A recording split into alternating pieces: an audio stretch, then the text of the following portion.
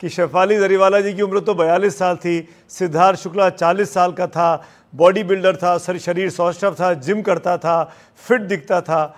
और शेफाली जी के बारे में भी ये कहा जा सकता है कि बिल्कुल फिट दिखती थी, उनको किसी तरह की कोई बीमारी कम से कम देखने पे पता नहीं चलती थी। ठीक है, सॉफ्टवेयर गड़बड़ था, सिम्टम्स ठीक थे, सिस्टम गड़बड़ था।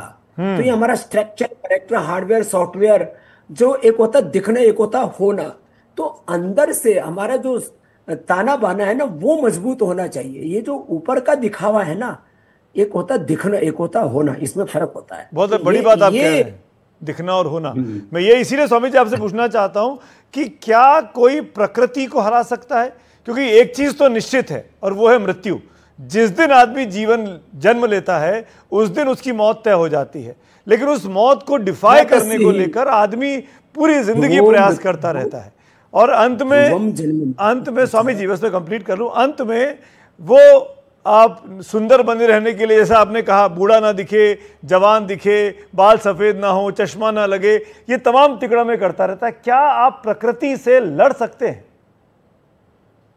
तस्मात् अपरिहार्यार्थे नत्वं शोचितुमर्हसि। ये जो बचपन है वो जवानी बुढ़ापे में रूपांतरित होती है, लेकिन ये बुढ़ापा कम वक्त ऐसा है, ये आपको लेकर के ही जाता है। ये जीवन का जो परिवर्तनशील चक्र है ना, इसको आप स्लो डाउन कर सकते हैं, ये बात सही है।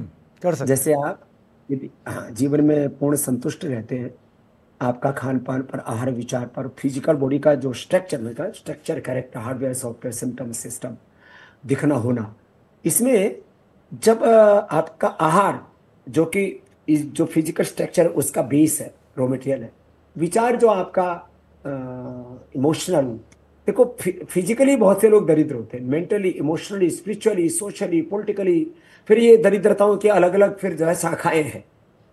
जैसे आजकल ये जो कोई किसी की चुटिया काटने में लगा है, कोई किसी को जलाने में लगा है, कोई किसी को मारने में लगा है, कोई किसी के साथ रेप करने में लगा है।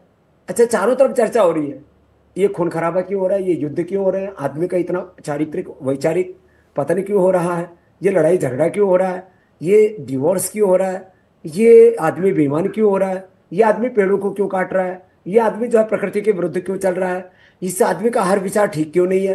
अरे सब बातों का मूल ये है कि आदमी, इंसान अपनी मूल प्रकृति, जो मूल स्वभाव है, हमारा जो मूल डीएनए है जी, उससे जुड़ा रहेगा तो ठीक रहेगा।